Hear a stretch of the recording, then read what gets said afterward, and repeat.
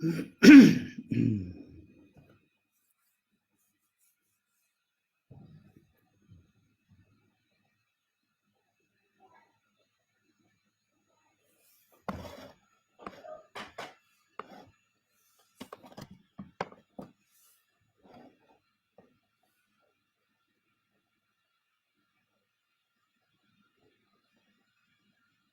how are you? Can you hear me okay out there?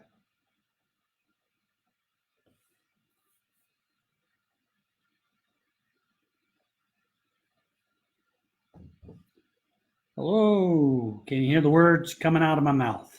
That's what I'm interested in finding out.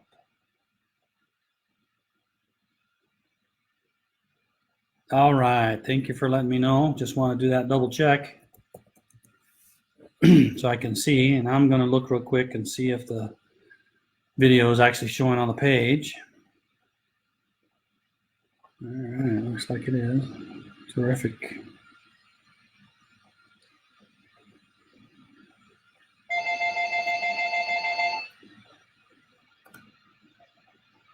All right, thank you for letting me know. Just wanted. Okay. Hey, welcome from Las Vegas, Colorado Springs. I imagine. Well, I wonder, is Colorado Springs getting cool now? I would think it would start getting cool. It's kind of cooled down a little bit. Well, it got hot again last little bit. Iowa. Hey, nice to have you here. Hayden Lake, Idaho, Family History Center. Oh, you go to the Family History Center. Oh, great. Are you by yourself, or are there others watching at the same time? All right. Well, as you can tell, I'm all by myself tonight. That's because Jarrett is at a wedding. He's off at a wedding, not his, but at a friend's. And my daughter Tegan, she's off to California looking for a place to live. They're gonna her and her husband are going to move to California because he found a job there. He's got a promotion there, so they're gonna go do that for a while. Maybe come back. We hope they come back. And so we're being grandma and grandpa to her child Beckett, and he's in there with grandma right now, being entertained by grandma. So that's how the house is right now. So you get me all by yourself. I don't know if that's good or bad. I have to read and answer and do all that kind of stuff. Oh, Colorado Springs is hot, huh? Yeah, it's hot here too. I was hoping that would be a little cooler. Everywhere is hot. North Carolina, China Grove's hot. West Georgia, I imagine, is hot most of the time anyway. Let's go ahead and get a few things taken care of. So I had some questions that I took a couple of times ago. So while everyone's joining, I'm going to mention some of these questions and give answers. So David asks, in the Memories app on iPhone, will we be able to choose photos and documents to upload from other apps such as Dropbox? And not at this time, we don't do that, and I'll have to check on that. So I got that highlighted to come back with more information. Mary, there was a question about are there other programs still out there that are walking the tree looking for ordinances and giving them to people? And yes, there's still a few programs out there that have access to the tree and are searching for green temples in the tree. And it's important. Oh, there's Sheree coming by. Well, hold on a minute here. Let me open this up so I can see what you're doing so it's not inappropriate. Hi. So here's Sheree, and here's my grandson Beckett that we're watching. Yep. Well, his mama off looking for a place to go to. Yep. They're moving away from us. All right, we're going to go outside and play for a few minutes before it gets dark. Oh, okay. Nice to see everybody. Have fun. Thanks. Nice to see you, everybody. There you go. They're out to take our little dog Daisy out to the front yard and kind of play around a little bit before we go on, before they go to bed, before it gets dark. Okay, so there still are a couple of companies who still have crawlers that go along the tree and find the Green Temple. And so it is important for you, if you are entering a new person into the tree, and there's enough data on it to make it qualify, you should, and you're really interested in taking that person to the temple, you should always reserve those people immediately. Don't come back the next day. Don't wait till next week or the next time you come, because they'll probably be gone, especially if you're in the big tree, which a lot of people are. So I recommend that you reserve those right away if that's something that you wanted to have for sure. The next question was, does family history reports on leader and clerk resources count living as adds to the tree? The answer is no. It only counts the deceased persons added to the tree. There was several questions a while ago about newspaper archives. Is it still a premium website on FamilySearch Family History Center portal? And the answer is newspapers.com has never had a partner relationship that provided free access to users at family history centers.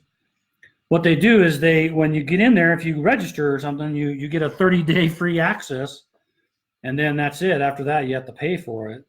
So it's never been just free to use and get unlimited use at a family history center. That's what I was able to find out.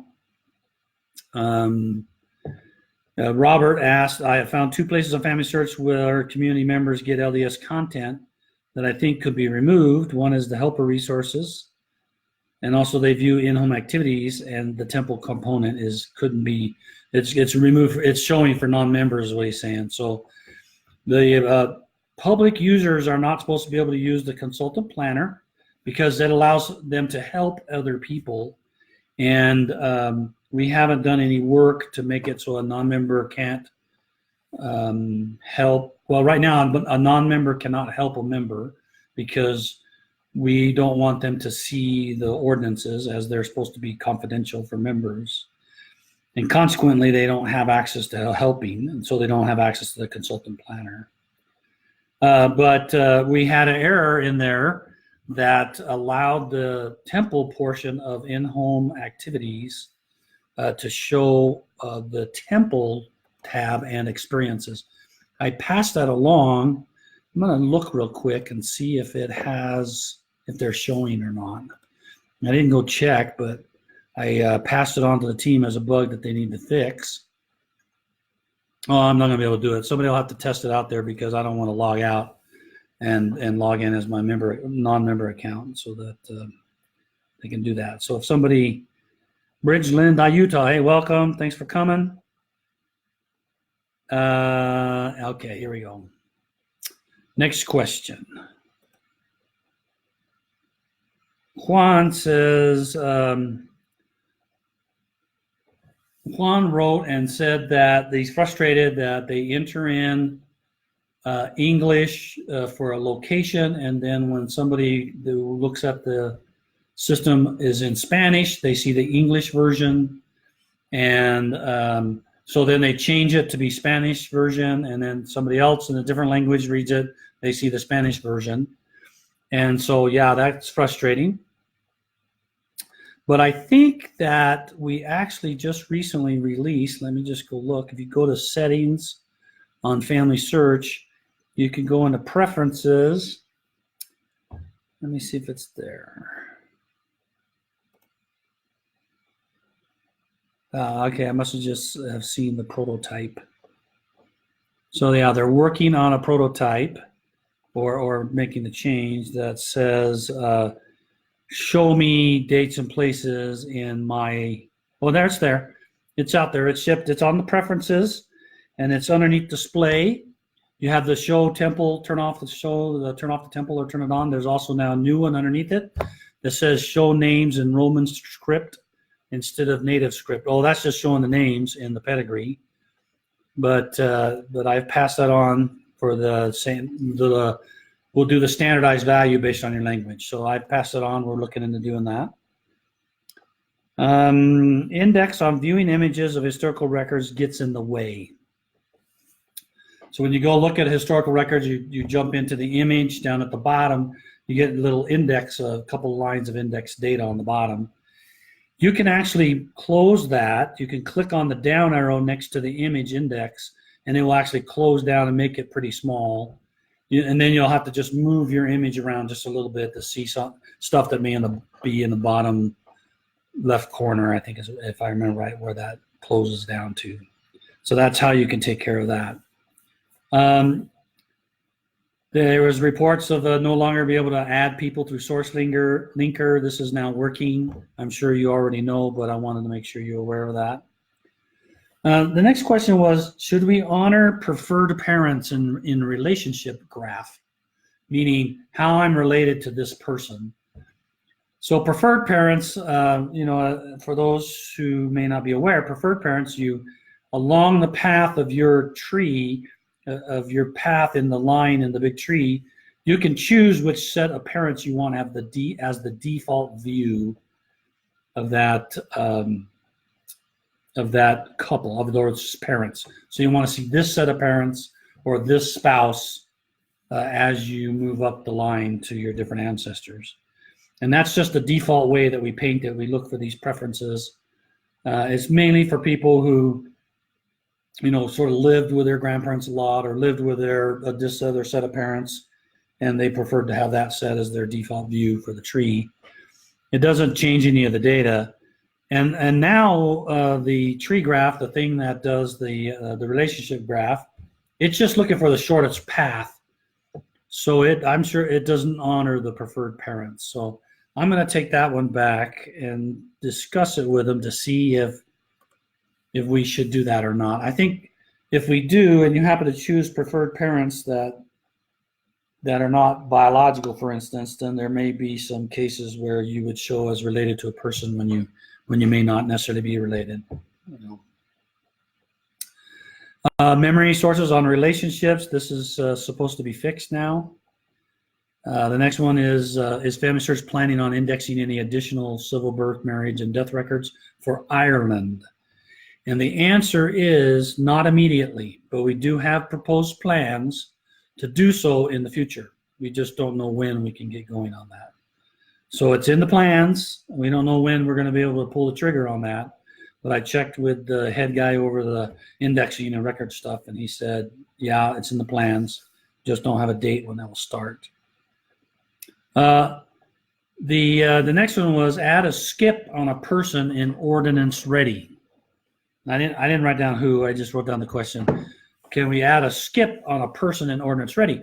My question for you, and I'll look for some answers over on the side, is why would you need to skip?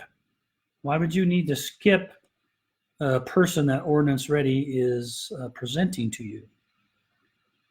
So tell me right now. I'll do another question, but tell me why you think people would want to be able to skip a person that's presented to you.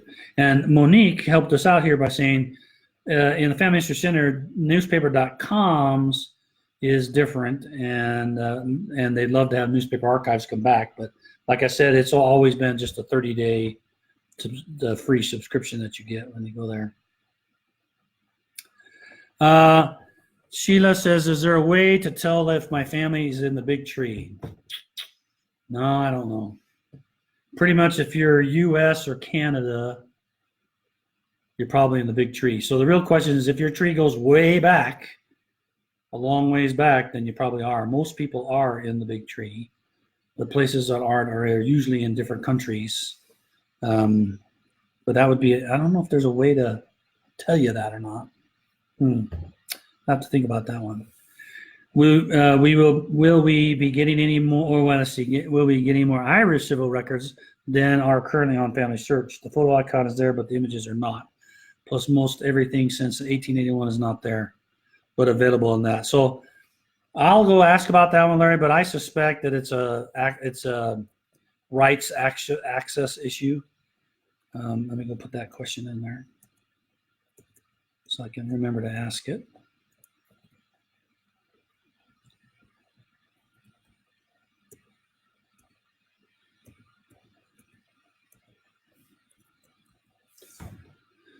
Okay. Rob Lewis, it would be nice to have a search that allows us to user to search for someone that is on their own free, not just go searching for a name entered in the big tree. Oh, on their own tree, not just everybody. Yeah, That's been an asked for feature, and we've talked about it several times. The issue with searching for, I get it, you want to find a Howard Jones or something in your line, not the 100 other Howard Jones that are out there. And the issue is how far back. So, and that's not a easy computation. See, we spend one of the largest servers to just do how I'm related, do your relationship. So we'd have to use that service to go find out. We'd have to get all the results back and then go find out if any of those PIDs are in your relationship graph. And if it is, then show it to you. And remember, that only goes 15 up, 15 down. So that could limit the scope. Plus, even though 15 is many, many generations. So that's been requested before. We have it on the list. We haven't figured out a way to do that in a good way. It says, is there a good way to copy or print the pictures and stories in the memories section? Nope. So you can download the pictures if you want. If you find the picture, you can go and click on the file and you can download those pictures. Stories, you just have to copy and paste. You'd have to copy it off the screen. It'd be the only way you get those stories. So let me scroll down here, see if I got anything on skip 5 or 10 ceilings to parent. With a big group, I barely get 5 done. Oh, well, okay. Well, if it's because you're getting more ordinances than you want, then what I would do is uncheck. So if you do, it's not skip. Skip implies I don't want this person's name. Give me another one. So I got 10, but I really don't like number 4. I want to get rid of number 4 and give me a different one. That's what I was thinking. Skip meant. But if you just don't, if you get the 10 and you only have enough time to do a 5, then just uncheck the blue dot that's on the side, uncheck it, and then it won't print. It won't reserve and print those 5 that you unchecked. I find many ordinance ready turn out duplicates once they are researched more or data is standardized. Yeah, that can happen. I suspect you may or may not realize that at the time you're doing that ordinance ready, unless you kind of had it run and then you open another tab or window and dig around and look. Certainly the computer is, we're going to be more conservative with the computer on whether something's a duplicate or not. We're going, a human can probably tell it's a duplicate sooner than a computer, unless there's plenty of data there. But we do check to make sure there's no duplicates. But yeah, I can see that. But it seems like to me, if you find one, then you just uncheck it so you don't get it, and then you just uncheck the ones you don't want because you think you have a duplicate, and then let the others print. And then if you need more, just go run ordinance ready again because you can get that many of that ordinance anyway, so you just get some back. Okay, I'll keep these questions and write them down, and I'll review them and see if there's something we need to change. Memory sources on a relationship. This is supposed to be fixed as well. Is FamilySearch planning on indexing any additional? I just answered that one. Asking about ancestor challenge. So I'm not sure what that is, the ancestor challenge. So let me know a little bit more about that. Can we bump up the 15 megabyte limit? This is on memories. And the question I'm asking is, what is the proper limit? And the reason why it's done is because of delays in upload, and we can look to see if we can do more. We probably can make it bigger, but what happens is either the internet connection starts bogging and it starts failing, or people are in internet is kind of flaky, but I guess that's a problem anyway. Or some thinks it's never going to finish because it's a large file and they have a slow network. So we have to be careful on the size that we pick.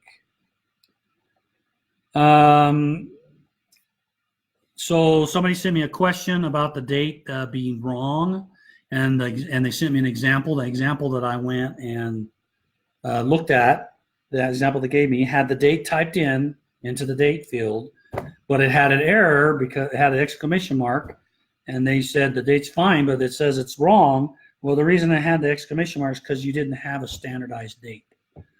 So all you had to do was go in and click the standardized field, and it would populate it properly from that date. When you're entering stuff through FamilySearch or Family Tree, we standardize it for you. I can't remember if SourceLeaker has been fixed yet to standardize it, but there's been cases where SourceLeaker hasn't standardized a date. Sometimes partners don't standardize those dates properly, so it's not a standardized thing. But that's what the problem was. Not that the date was wrong, but that there was no standard there. And then there was somebody who talked about case questions where the responses came back all garbled together. And I forwarded this onto the help team, and they're in process of examining that and see what's going on there. Okay. Well, we're moving along pretty smoothly. Let me look at some of the questions that people have submitted so far, and then I'll go to the ones that people had submitted previously.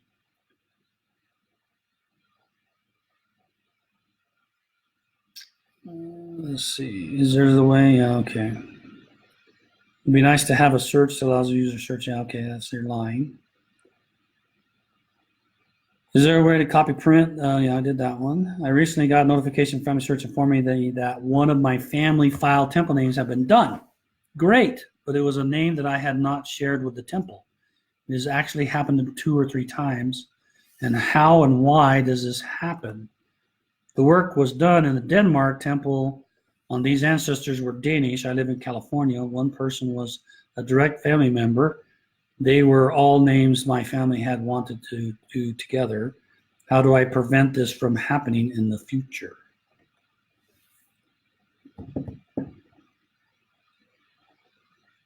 Yeah, so what's most likely happening, and if you see this particular person doing that a lot, then you need to probably let us know. But what happens is you put in a person in the tree, you reserve it, and you have it on your reservation list for 2 years.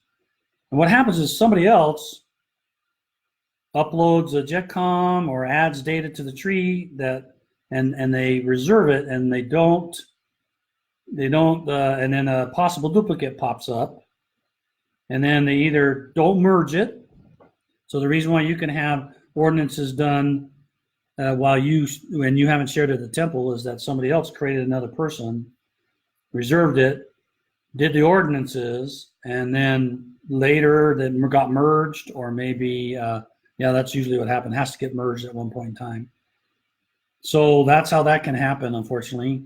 And the rule of thumb is the ordinances are done, and so if they're merged in the same person, then the ordinance is considered done. You'll get a message because you had that PID reserved as well. We have this come up occasionally.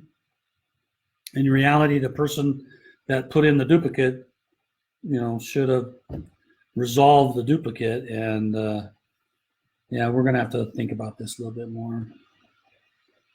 But that's why it happens.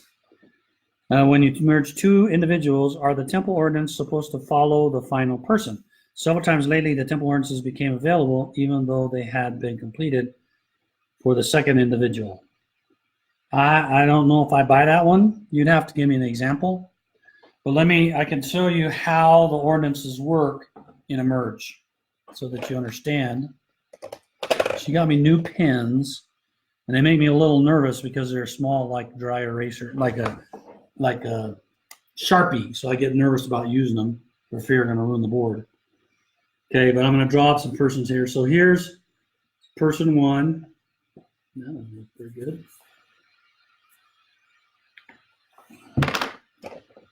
Not dark enough. So here's person 1, and here's person 2. And it has ordinances hanging off.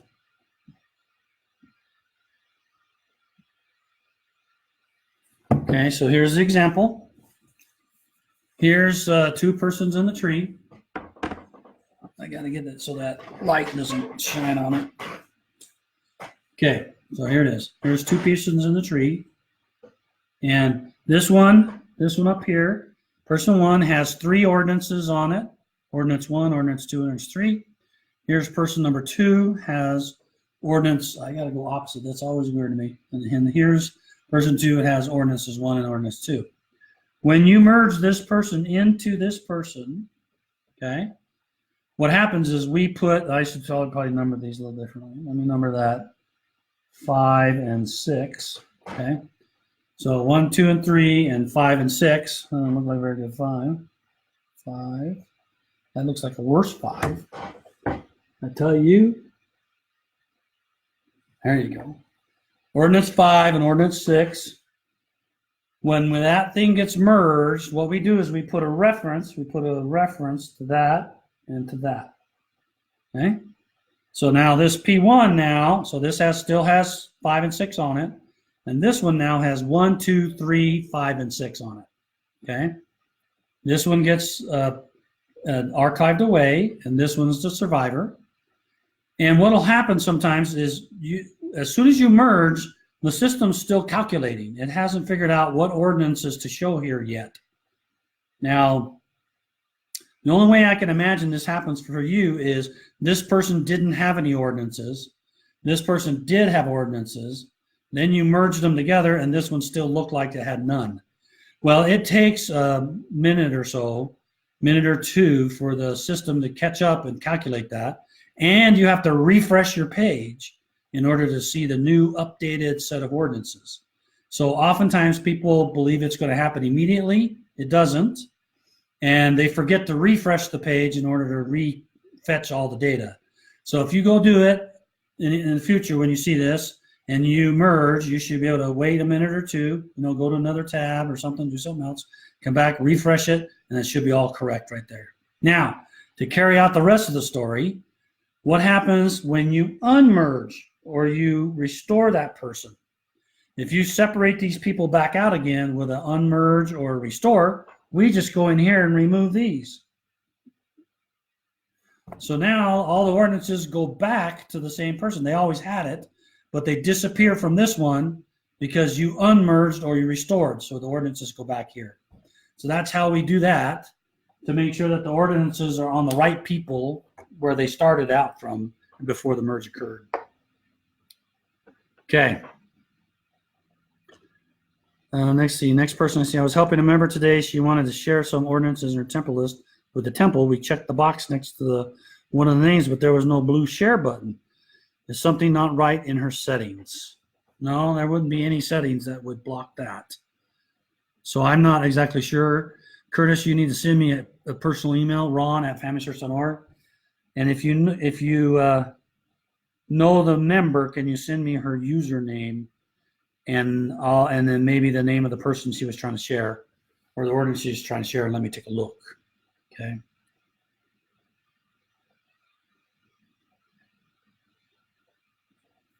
Okay, so I'm in the ordinance ready stuff. Do we have a count on size of big tree now?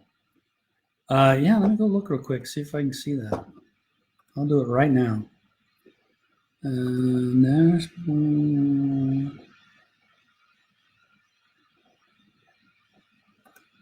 all right. It's coming up. As of July the 29th, the big tree was 494,107,233. So there you go. Did you get that? 494,107,233 persons in the big tree as of the end of July. I think they do it once a month unless I ask them to do it more often because I'm presenting somewhere. Does someone have to wait a year to perform ordinances for an immediate family member, such as a father waiting to do his recently, I'm assuming, deceased daughter's work? And the answer is yes. So the policy is that no ordinances can be done for a deceased person until they've been deceased for 1 year. So yes, everybody has to wait, including the family. Should ordinances be available if there are no sources to the individual? We have to allow that because there's other parts of the world that only have oral histories. There's other parts of the world that have no histories.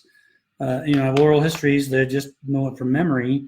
We can't, it's not appropriate for us to block them from being able to do those ordinances to their parents and grandparents because they don't have a source.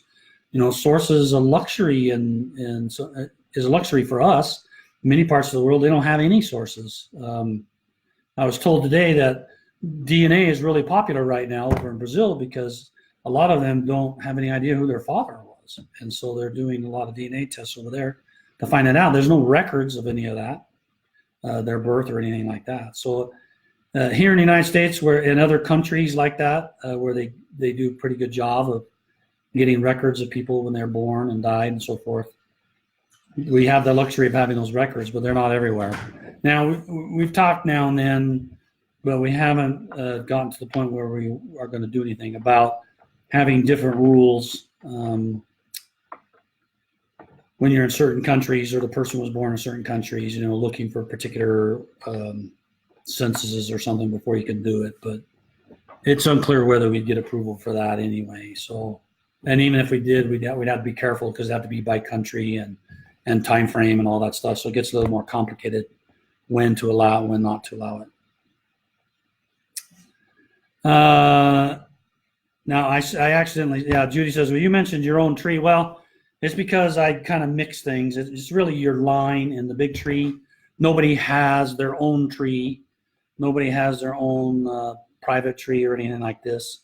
So we don't support that currently in FamilySearch. We just have the one big tree that everybody shares because we're trying to, I understand the frustration where people come in and change things or they merge things incorrectly. And I think we need to keep working on how to help that situation so it doesn't happen as often or ever. And we're having conversations today about it for a couple hours. We recognize the issue, but there's so much value in having everybody work together because all of the information is scattered across the families, and you need to really get them back together again. And pieces of the family descendants will have different parts of the puzzle. And if we can get them all working together, then a lot of work is saved. Next, there are times that Ordinance Ready will present a name that upon close inspection needs further research. Right. Okay, that's the Ordinance Ready thing.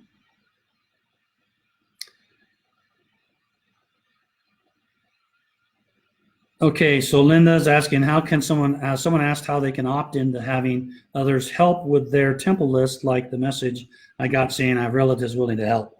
That's a campaign. It's like the temple, here's a hint campaign that we send emails out, or here's somebody that needs temple work campaign that we send out. This is a campaign that marketing group is, it's a mix of marketing and engineering group is doing. And what they do is they look for people who have reservations. I think they look for those who have more than 300 reservations.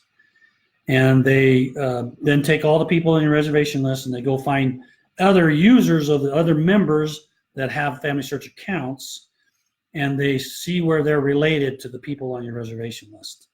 So this is fairly complex algorithms, and they go every member and they go see if they have any relatives on your reservation list that they're related to.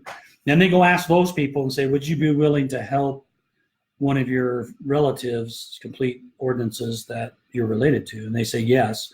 And then the ones that said yes, then they come over and they send that campaign to you that says you have relatives that are interested in helping you with your list. And then you click on the link and you go see a page, and it lists your reservations and it lists the people that are related, and then you can share that reservation with them.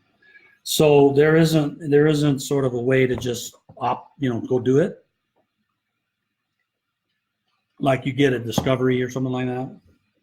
Right now they've only done the campaign. This is the second time they've done the campaign. I don't know if they have a way to automate it better. I know it takes them several weeks and weeks to be able to figure out all the connections and who to offer whom. So right now it's just still in its infancy. It's only second time around. I imagine as we get more and more going, then there'll be more opportunities. Certainly, if you want others to sort of help, you can share with the temple, and Ordinance Ready will pick them off and take them. There are cases. Somebody was talking to me today about a case where, what if their line is so unique, it's not there's no one else in the tree that's related to them, then it sits on the temple list. That's correct. And until somebody pulls a card at the temple.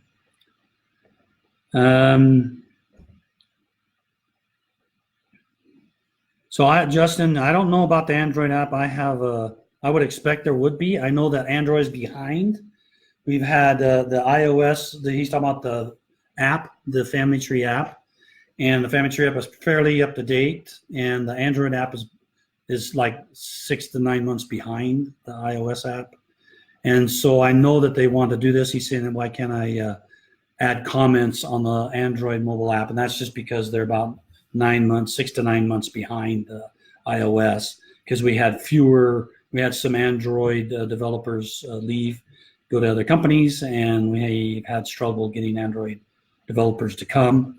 But we've been able to increase the size of the team recently, so they're picking up speed. I will just take that and double check. I can't imagine why my product manager over that will say, "Nah, we're not going to do that." Of course, we'll do that. The intent is that you can do all the significant things in the mobile app.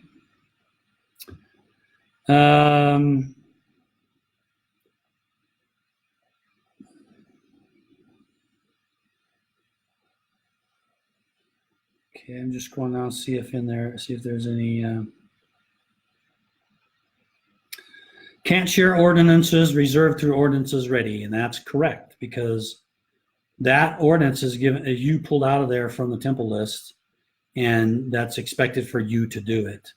If you believe you want somebody else to do it, then we recommend you help them get an account and have them push the ordinance ready button. Ordinance ready is an individual experience, and that's what we're trying to do there. If you want to have ordinances to share with other people, and you don't want, for some reason, you don't want them to get an account or want them to do ordinance ready, then you'll have to find them in the tree and reserve them and share it with them. Is there a big delay on sealing the parents? Very few appear to be getting done from my list. I don't know. I'd have to look at sealing the parents. Usually the sealing the parents cruise pretty quickly. So let me take that, Larry, and put that in my list to go investigate.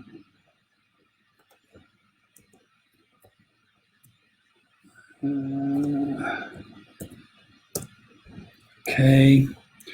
And been getting an error when trying to share with the temple. I need to understand better what's going on, Kathy. You need to send me a screenshot or send me your username. I'm at ron@familysearch.org. You need to send me your username and tell me what thing you're trying to share with the temple. Oh, okay. iOS also doesn't allow memory comments. I haven't tried a memory comment there. Okay, so I've kind of caught up with everybody online. I'm going to go back to the questions that people have submitted. And I may look weird because I'm not seeing myself in the camera anymore because I'm looking at a spreadsheet. And this is a good question, and I don't know the answer. We're going to have to figure this one out. This is Diane asked, why doesn't the death of a spouse appear on a living person's timeline? My guess is that they don't have that data when they're looking at the person readily, but I mean, the person's there certainly on the relationships.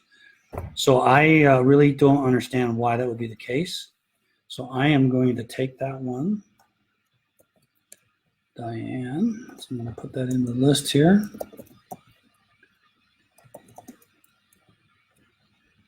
And go look at that. I will talk to my guy tomorrow to figure out why that didn't work, why he doesn't do that.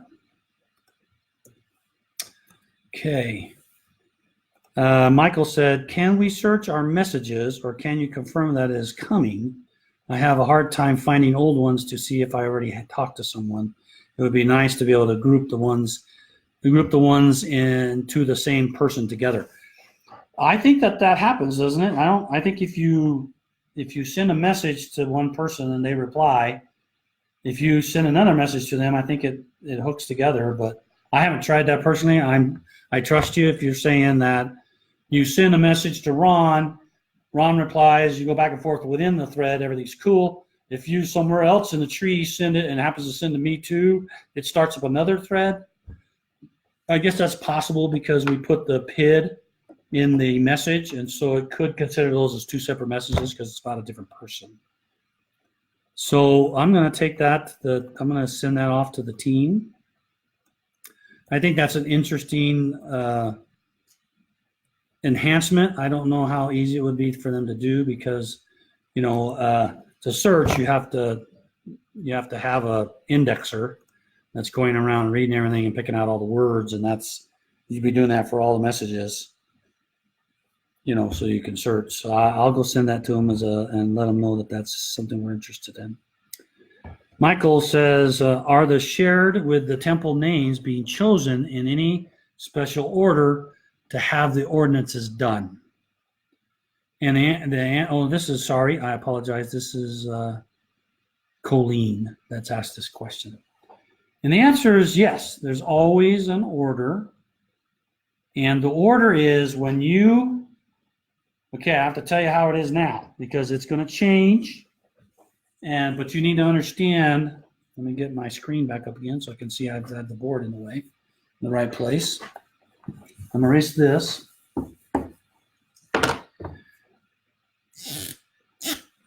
And I'm going to put a couple circles in here.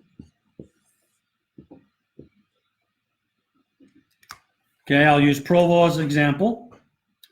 Provo has two temples in Provo. There's the Provo Temple, and then there's the Provo City Center Temple.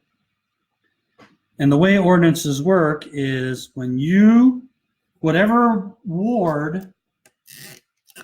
temple district your ward is a member of, that's where those names go.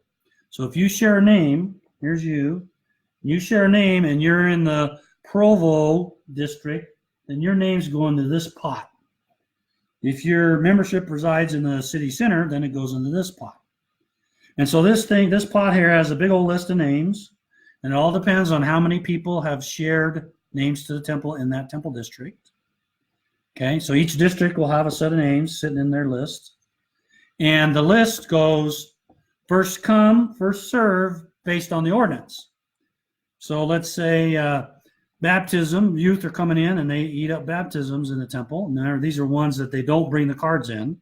So these are when they come without cards. They'll give them 3, I think. That's what they give them in Utah County. And Utah, I think maybe Salt Lake as well.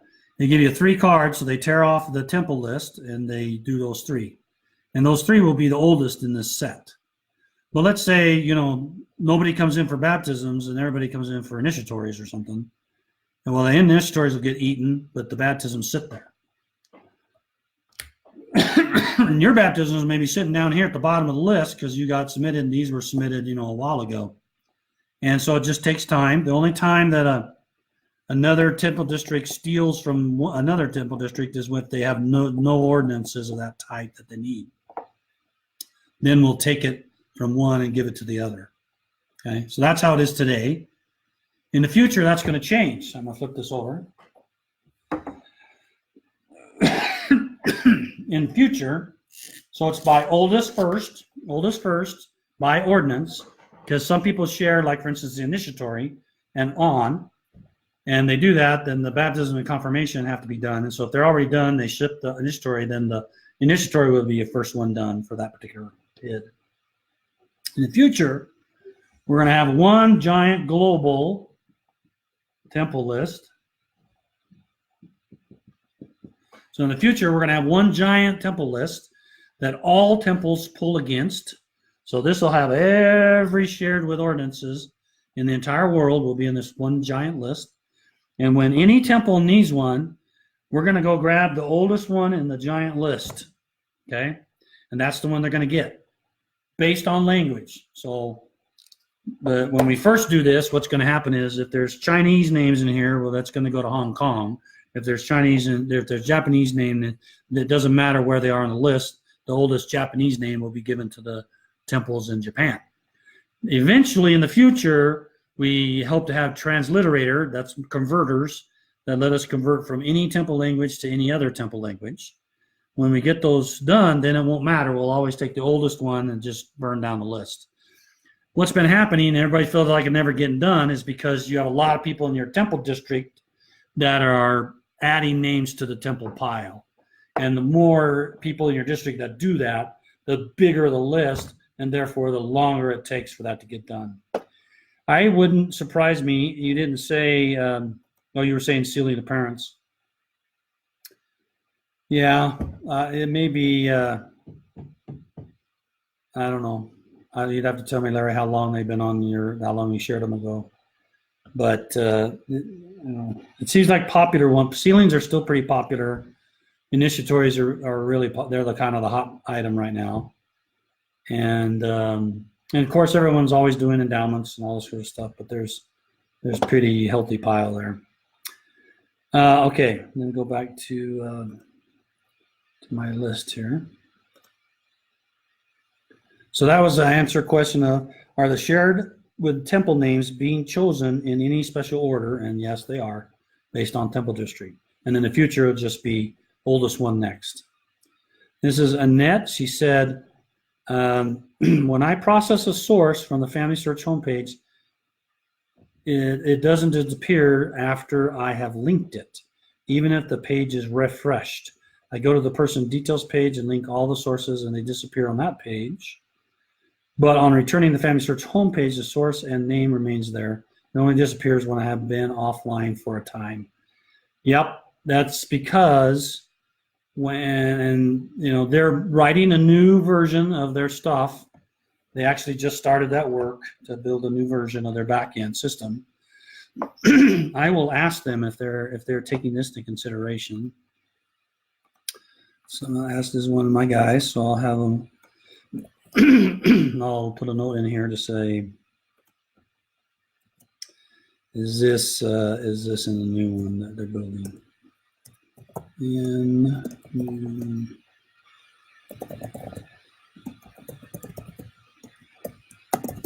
Okay, so I put that in there. So what happens is they calculate that when you log in, they go off and they calculate, they run off. It usually takes them a little while. They go, I don't know, averages, less than a minute probably. And they go through and they find, they take any of them that you had before the last time you did, and then they refresh it with new ones. And they do that once through your time that you're there. And then when you log back in again, like the next day, it kicks that off again. So you could have things that were sitting there. They don't refresh it as soon as you attach the source anywhere or anything like that. So because it's just too much CPU usage of the servers if we did that anytime anybody attached the source. Okay. I've been getting an error when I try to share with the temple. Yeah, somebody else told me that. They sent me an email. So Kathy, I can't remember if I add you. Yeah, so send me an email with your username and what person you were trying to share with the temple. I've had a couple of people, I've seen a couple of those in the last 2 or 3 days where people have said that they're having trouble sharing with the temple. I want to figure out what's going on there because we really want that to be able to happen.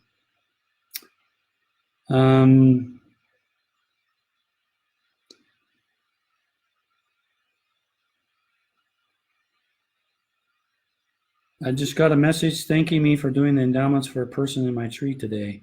I did not do any ordinances today in a different state. Any thoughts? I don't know, Chris. That's a beauty.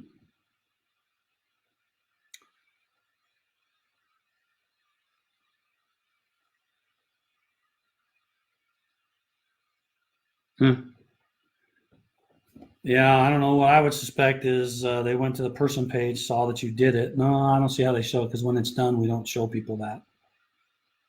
Yeah, so Chris, send me, if you have that message, forward it to me and also send me your username. Send it to ron@familysearch.org. That's more secure to do that. All right, there's another question there. What happens to the person's temple list when they pass away? Well, right now what will happen is if somebody passes away, their account gets locked, disabled, because they're not alive. So anybody else using that account is sort of breaking policy. And what we do right now is we just let it sit there, and so the 2-year reservations will expire and come back out.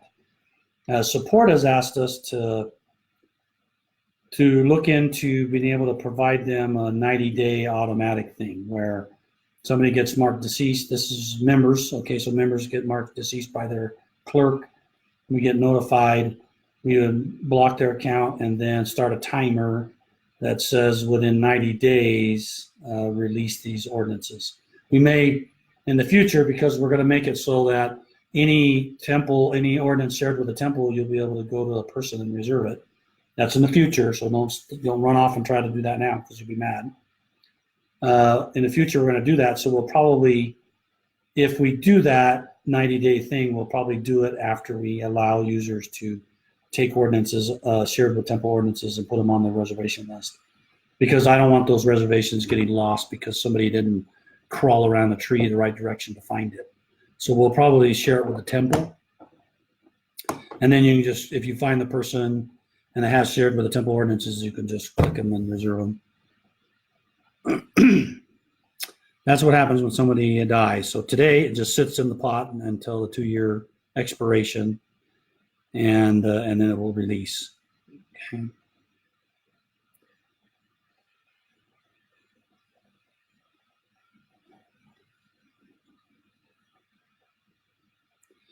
Yeah, Monique says, I have many mail endowments shared with the temple for 2 years. Not one of them has been done. Would they be picked up faster if I just released them, and Ordinance Ready would pick them up that way? Ordinance Ready, your best bet is to leave them, share them with the temple, let them sit there. Ordinance Ready will pick them off the temple list based on the distance. We try to give people with Ordinance Ready the closest relative to them.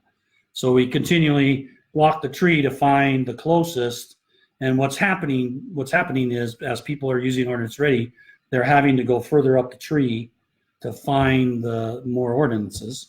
So eventually they're going to find them because they're going to go up high enough and we'll go down. So we go up and down and they'll find it and it'll get picked up. So I would just, unless the fastest way would be to print it out and find somebody next to you that will do it for you. But that might not be practical. So, but I would always put my stuff in the shared temple just because on the off chance it gets pulled out. At least it doesn't lose its place in line. It stays in line and it'll work away and eventually it will get done. All right, let's see. This is, let me go back to my list here for a second so I kind of alternate the questions. This is Fred. Can you comment on this thread where people talk about differences in search results and record hints? I'll have to go look at that thread. So I'll highlight that one as something I need to go look at. Let me just mark it. I have time to go look at that.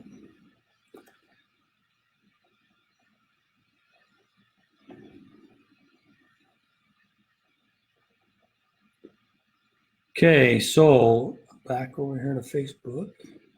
Hope I'm doing okay, even though I'm all by myself. It's kind of jumping around a little bit. It helps to have somebody else who's teeing up the next question right off the bat.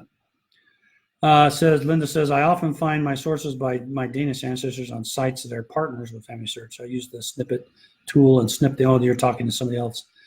Then others look at the sources of a person on the tree, my tree, and they see the sources that verifies the information is correct. Have you thought on doing this? Well, we had talked about doing something like, what's that tool? There's a tool out there, Record Seek. Now what they did is they copied some of the information off the site, a remote site, and then created a source and put that information in there, and then left a URL over to that page in the other site. We've talked about that, but I think TreeSeek's still around and still working. You'll have to let me know. I haven't used it very much. I've just been busy doing, FamilySearch ones just to get them done. But I can see where that's very helpful and useful. So I'm going to put that in my little notes here and go talk to the team. I know the team that we actually built it at the beginnings of one, and then we've been off doing other things and haven't been able to get back to it. So we'll talk about that. Meltdown seem to be taking 4 years at a time. Yeah, they take a while. It's just you got to have more men go to the temple, and that's really what it comes down to. And it'll continue to grow. There's more temples open. There'll be more people going. and more of those or those cards and ordinances be consumed.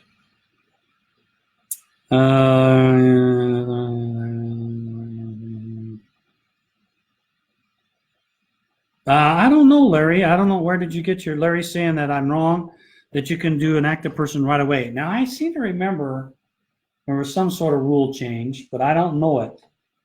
So let me take that and ask that question of the person who would know, the head of support that I work with, see every week, a couple times a week, actually. And I seem to recall something along that lines, but I haven't internalized that. So I need to go double check if that's true. I'm pretty sure the tree doesn't allow you to do it unless it's a year. So you probably have to call support, but let me check on that. I'm pretty sure it's 1 year you have to wait, because I don't remember seeing that policy change. They may, and I'll have to go talk to support. So I'm going to go talk to support, make sure their rules the rules haven't changed. They may allow you to reserve it or something. I don't know. I'll have to go find out. I do remember something in there.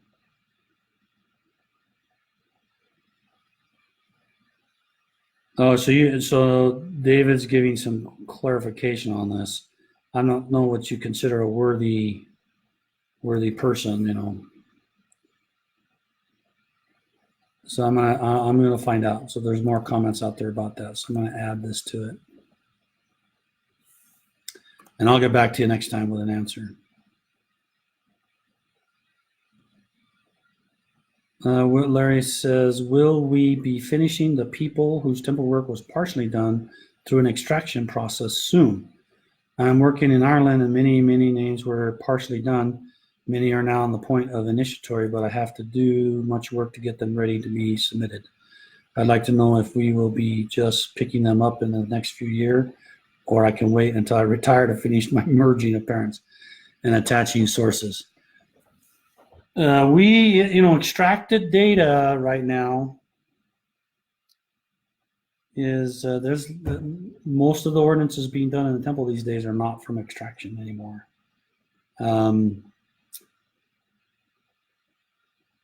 We track that, and there's still temples that do some extraction, but it's not very much. So, yeah, I don't know what that means for you in your particular case.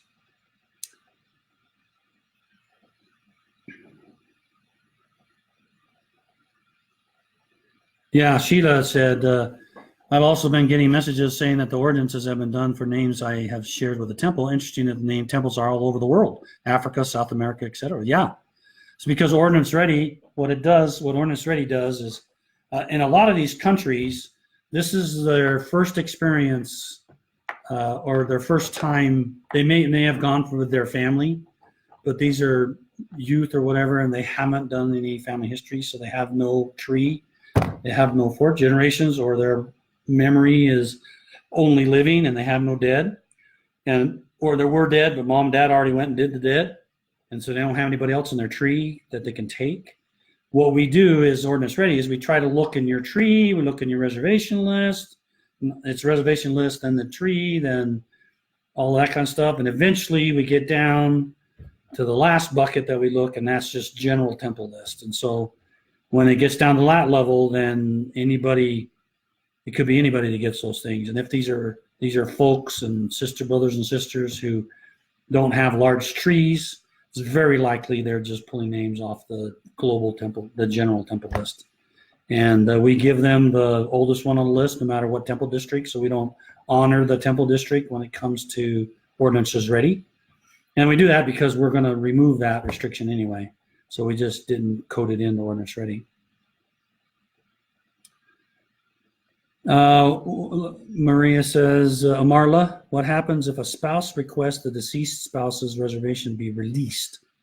And what happens if the permission was needed to reserve the names? So I don't understand that situation. A spouse requests that the deceased spouse's reservation be released. So somebody must have reserved the spouse without their permission. Is that the deal? And what happens if permission is needed to reserve the name? If permission is, so the way that names work is, if a person is less than 110 years old, then any immediate family can take that name. So it's any parents, spouses, siblings, children, and grandchildren can reserve and take that name. Anybody outside of that circle has to get permission from one of the closest living relatives in order to take that name. I don't know. I'm assuming if the spouse requests the deceased spouse's reservation be released, I guess they'd have to contact you to ask you. If you have it, they would contact you to ask you to release it. It's up to you whether you release it or not, I guess. And especially if you're also in that same family, the church likes to not offend the spouse because they have a specific. Now this is undivorced spouse we're talking about. Divorced spouses, there's no policy around them being able to, require that you unreserve them or anything. But undivorced spouse, we're to try to be considerate of their feelings. So you use your best judgment.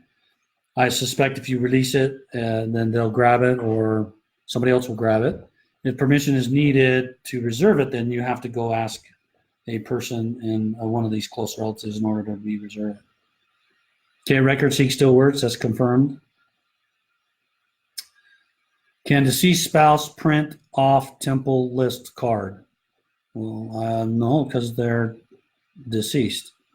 I'm assuming you're asking, Calvin, if a spouse of a deceased person who had an account and had a temple list, can their spouse somehow go into their disabled account and print something off the temple list? The answer is no, because you have to have access to that account, and that account is disabled. So no, there isn't a way to do that.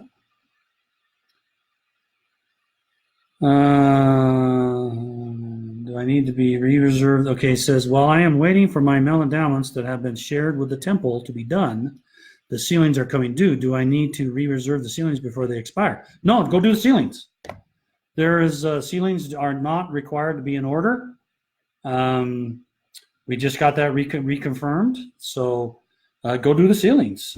Ceilings don't have to be in order. It's preferable, but if it isn't going to work because you've shared it with the temple and you can't do some of those ordinances, then go do the ceilings and take care of those, and they're done. Don't try to you can unreserve them and re-reserve them if you wish, but you can also just go do the ceilings. No, we're not going to do anything special to make sure that ceilings. She's asking, well, can you make it so ceilings don't expire? And since we received the official okie dokie that ceilings are okay to be done out of order, then just go do the ceilings.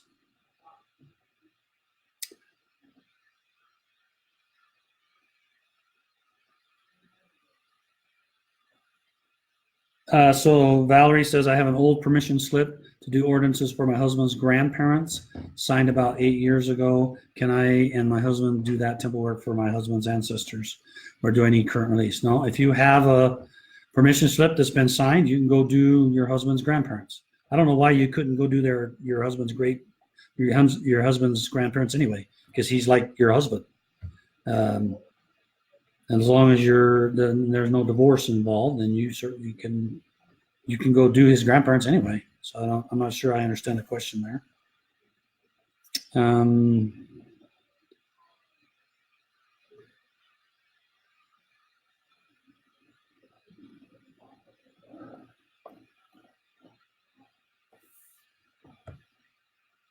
Okay. Any way to print off cards with all of the completed ordinances if the sealing endowment card was kept in the Utah County Temple? Always used to track work done. Good question, Audra. And let me answer this because this has been a pretty hot topic. And this will be my last question because time's up. Boy, that goes fast when you're just blabbing away, huh? I get dry. You can tell. For those out there in Utah County, there's a pilot going on for temples not returning your cards. I want to take a moment and explain why that's being done. Now, I want you to imagine you're a temple worker, or imagine the life of a temple recorder whose job it is to run the barcodes and get those the ordinance cards recorded. So here you are sitting in the temple and you're in the office and you're waiting for the first session to get going. And let's say, to make things more uncomfortable, let's say it's a larger temple and they have, 300 to 400 people every session. And the sessions happen every 20 minutes. And so now you're sitting there as a temple recorder, just waiting for that first pile to get there. And in comes a pile and they plop it down on the table and there's 300 cards that you need to scan properly, correctly, with no errors, and you have less than 20 minutes because there's probably some of these have multiple rooms, multiple endowment rooms.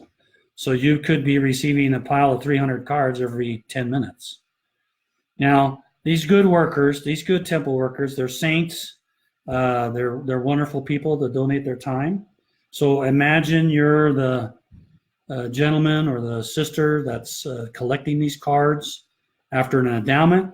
You're grabbing the cards, you're putting them in a pile. They run down to the temple recorder's office. They set the pile down and say, "You got to hurry up! You got to hurry up! They're going to get their clothes changed and they're going to want to leave. We don't want them to have a bad experience at the temple and make them wait for an hour to get their cards back. We got to hustle up." So every 10 to 15 minutes, another worker comes down, has a pile, and says, "Hurry up! You got to hurry! They're going to have to they're changing their clothes, and they don't want to wait around." So your life is just miserable, and you start getting faster and doing it quicker, and because of that, you're hurrying, and mistakes can more easily be made when somebody's rushing like that. So. We're doing a pilot where we say we're not going to return your card. When you do the ordinance, let's say you do an endowment, you hand off the card, and that card's not coming back. You're not going to go to Credenza to get it. It's not going to be available for you. The same thing will happen in baptistry. Same thing can happen in initiatories. Now you're the temple ordinance recorder, and now these piles show up, but that's okay. You don't care if they show up, because you're going to sit and record them carefully and make sure everyone is recorded properly. And what the temple is going to do is they're going to record them all, and then they're going to put them all together. And some will probably do by session, some will do by day, and they're going to set those cards away after they recorded it. And then a few days later, they're going to recycle these back in and re-record them again. They're going to record every card twice so that they make sure that every ordinance is properly recorded. The recommendation is we need to speed this up. This is not fast enough. We have to get faster in getting these messages to you. We'd like them to be instantly. Sometimes people see these messages on their message system that says ordinances are recorded before they even get home. But there's oftentimes others that wait a whole weekend before they see it. That could happen because they didn't finish recording, but they're going to kick it off again on Monday. Or it could mean that there's something slowness and stuck in the system trying to get there. But all of them will be recorded twice to verify that they are done, and then they'll shred the cards once they verify twice that it is done. Now, this is done so that we make sure it's accurately recorded. We recommend that if you don't see the message within 3 days, that you contact the temple recorder and say, "Hey, I was in this session on this day and did an endowment and I haven't seen it." And you can tell them the PID if you remember the name, or they can look it up, look up your thing, and then they'll look at it and try recording it and see if it's recorded or not. And what we found in a few temples that have already done this, we're finding that they're actually more accurate and more complete, and things are looking really well. There's concerns because you've always had to have the card to sort of prove that the ordinance was done with a stamp on it. But I think with this process of double recording, it's highly unlikely that an ordinance will be missed. We are considering providing a completed list. We have had hesitations showing completed lists to people because some will be very, very large for people. But we've decided we're going to probably go ahead and do this. We haven't started it, so it'll take us a while to get there. But we plan on, we want to provide a completed list. You'll be able to go to those completed lists, and you'll be able to print the card from the completed list, and it'll print the data and the stamp date of that particular reservation. Okay, so remember, you go to a PID, and if multiple ordinances are on that, it shows only the effective one, which is the earliest. That's not what we're doing here. We're going to show you exactly what was done at that temple that day for that card, and that's what we're going to print out. It'll be exactly like as if you kept your card. The only difference is of course, it has to be completed for it to show up on that list. Otherwise, it'll be still on your reservation list. So that way it doesn't disappear. You can find it, and you can print a card for your own keeping, for your own records. There's people have some elaborate systems they use to track cards that are done and to look them over and remember their feelings about that person. So there you go. I've run out of my time. Cherie's telling me I got to get in there and spell her from the grandkid. She's wearing out. So thanks very much for being here with me tonight. I hope this was okay, even though I was all by my lonesome. I tried to answer as many questions as I could, so I hope I didn't go too fast in my talking. Let me know, and I'll slow down if I have to do this again. So I want everybody to have a very good night, and thank you so very much for all you do in family history. You are the reasons that are keeping temples going and keeping things happening and providing such wonderful experiences for people all over this earth, is because of the work you do in Family Tree to provide those names and research those names. So thank you, thank you, thank you for all you do. And a special shout out for missionaries and support people and all the work they do to answer your questions and be available to help you. And, you know, if I don't think I could ever be a support person, because you get people calling you all the time and mad and stuff, but remember, they're missionaries and they're serving the Lord, and they're doing a great job. So thank you, everybody, and have a good night. Okay, be good, be happy, and keep on doing that family history. Bye-bye.